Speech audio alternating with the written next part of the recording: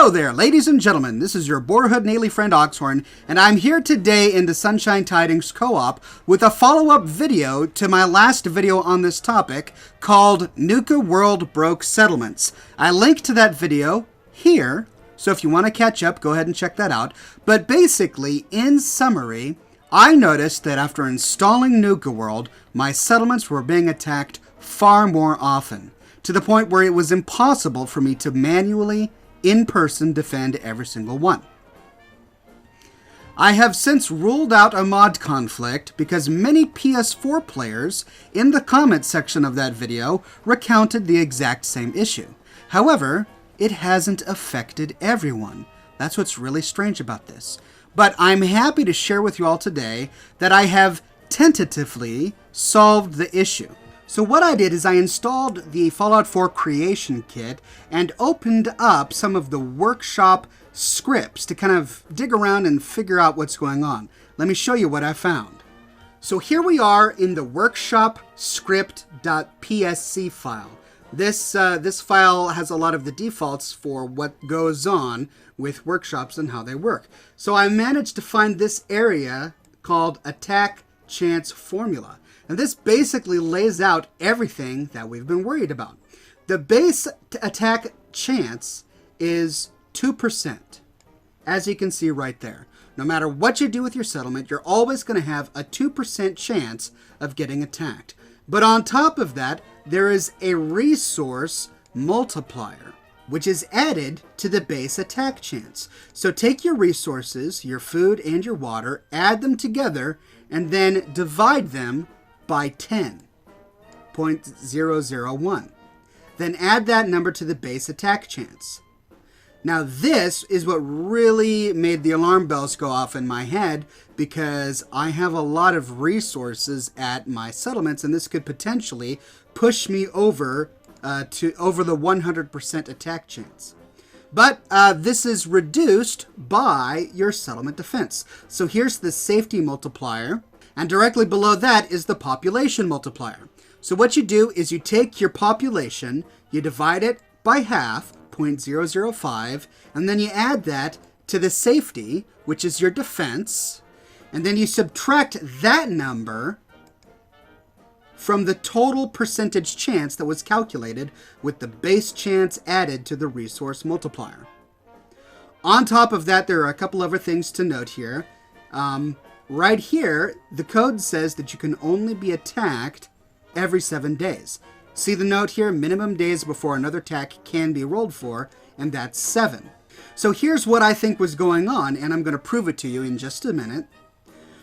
I think what was going on is that this attack chance resource multiplier was finally being honored. So all of the resources that were in my workshops were pumping up my chance to get attacked in excess of 100%. Now this was particularly bad in my game because I had a mod installed that uncapped my settlement surplus, which meant that the food and water caps that are typically found in most settlements were no longer being honored. So I had settlements with thousands of food and thousands of water.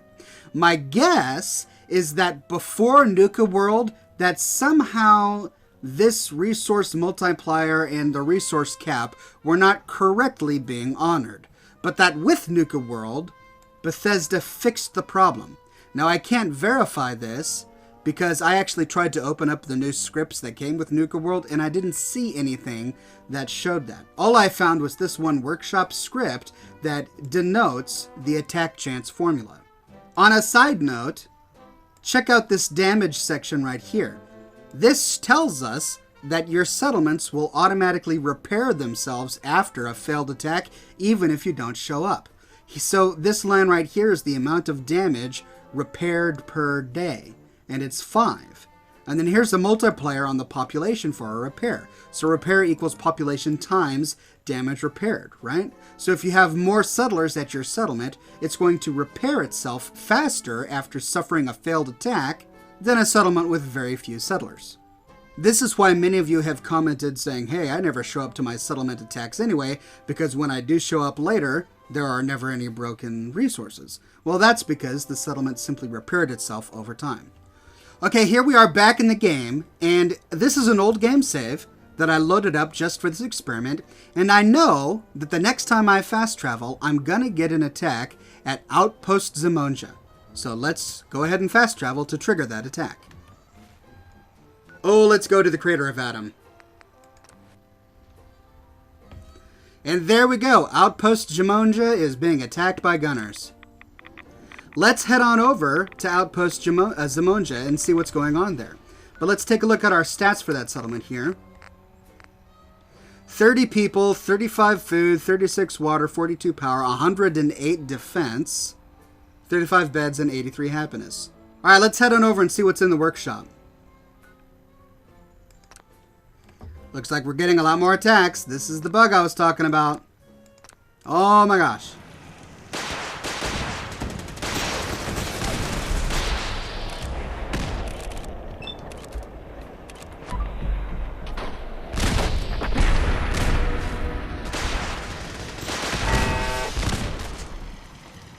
Whew. All right.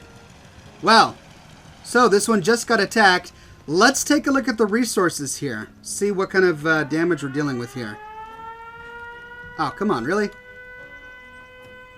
You turn this on after the attack ends. Come on, lady, get out of my way. Alright, back to the workshop. Let's take a look at our resources. And there you have it, ladies and gentlemen. 4,493 carrots and 2,847 purified water. Let's do some basic math here. 4,493 plus 2,847 equals 7,340. So, take your total food and water, which in this case is 7,340, and divide it by 10. That gives us a 734% chance to be attacked. Let's add 2 to that because there's a base 2% chance, 736% chance. Now let's remove our defense and population. So let's open up the workshop here. I have 30 people and 108 defense. So the formula said take your population and divide it by 2. So that's 15, and then add that to your defense. 108 plus 15 is 123. So 736 minus 123 equals 613. This settlement had a 613% chance of being attacked every 6 days. That is why my settlements were getting attacked so often. Which means that before I installed Nuka World, there had to have been a bug in my game. And there had to have been a bug in your game. Many of you who have never used any mods who play on the PS4 have described the exact same issue. The attacks are more frequent and consistent in your games. Now, there is that resource cap for the workshops, which should prevent many issues like this. However, food and water that is manually placed in a workshop contributes to the attack chance, which means that if you've got a player home settlement and you're finding food and water all over the Commonwealth, and you get back to your player home and you just dump it in your workshop, players who play like that are inadvertently increasing the chance that their settlement is going to get attacked.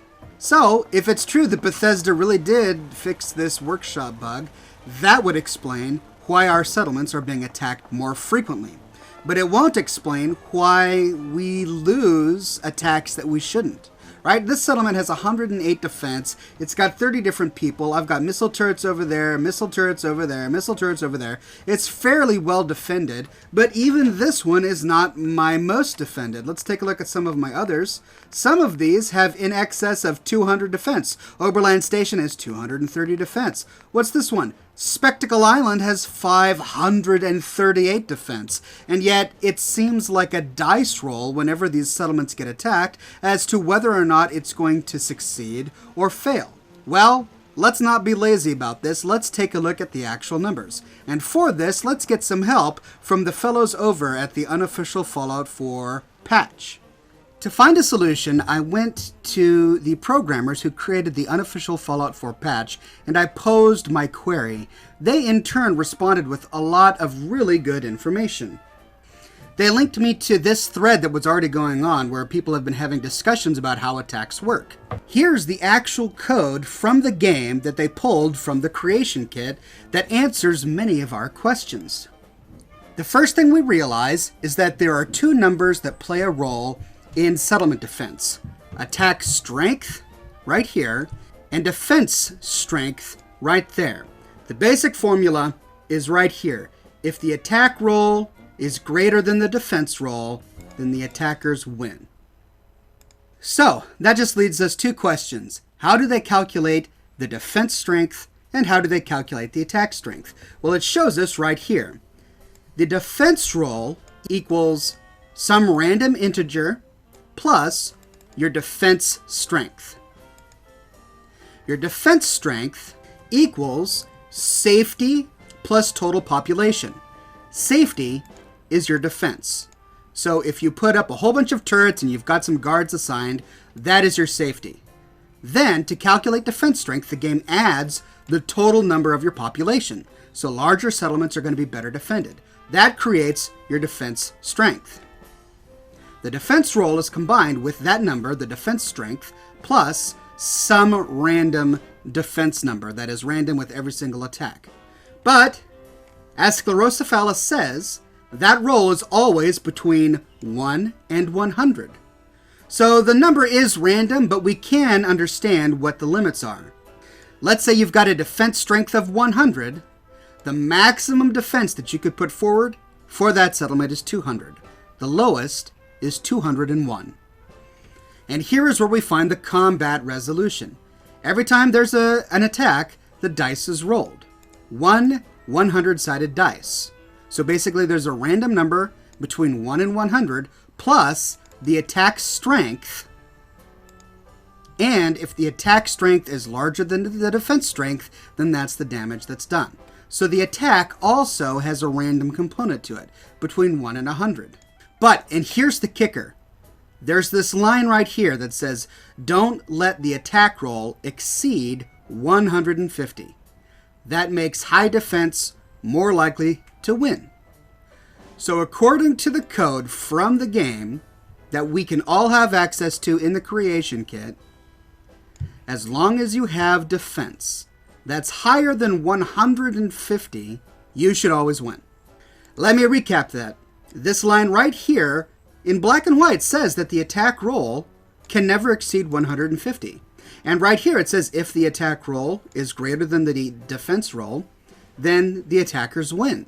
But the reverse is true. If the defense roll is greater than the attack roll, then the defenders win.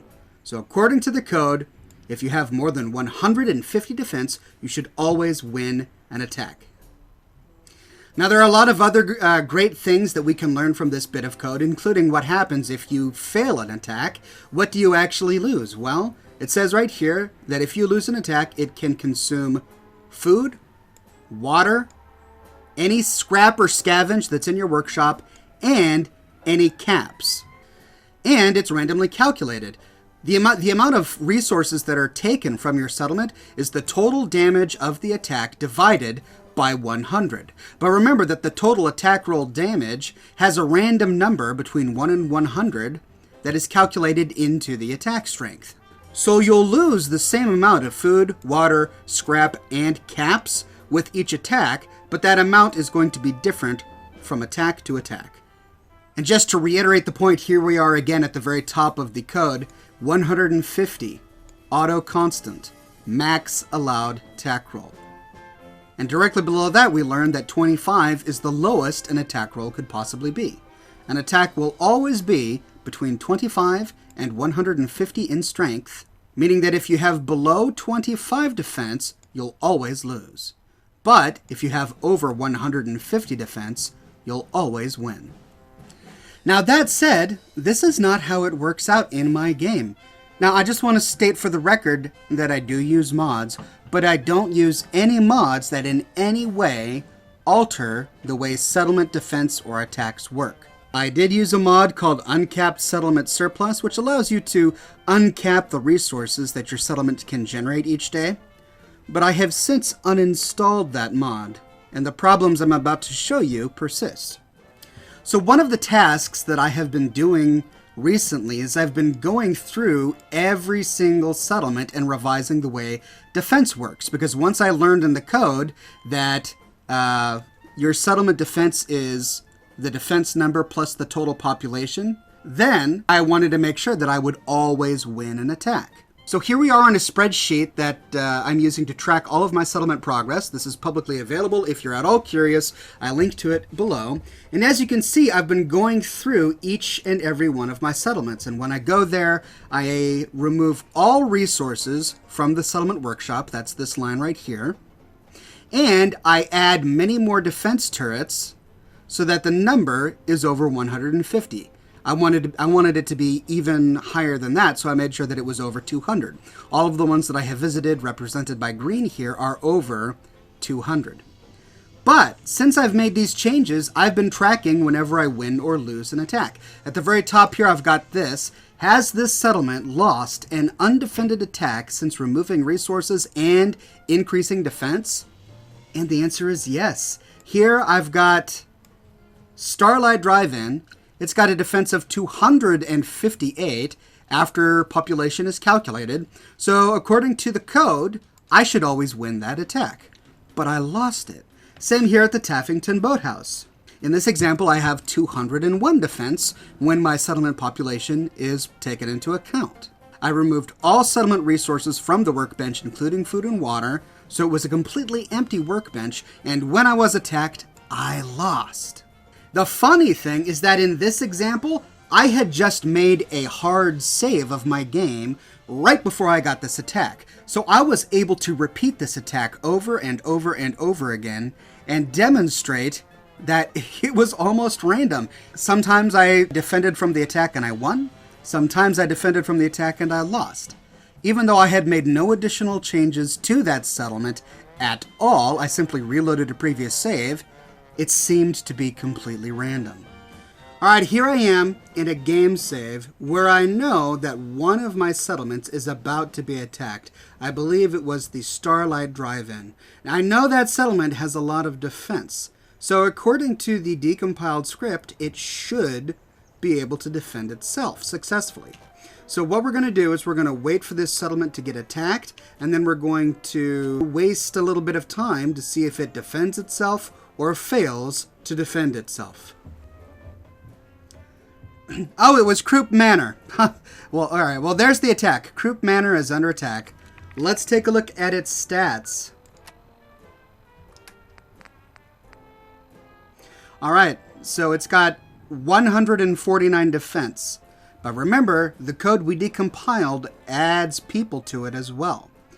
That would mean that the total safety for this settlement is 175. 149 plus 36 is 175. So this settlement should be able to defend itself without me intervening successfully, right? Because remember, in that code, it says always win if defense is greater than 150. Well, let's fast travel around a bit to see if it actually does succeed. Failed. Help defend Croup Manor.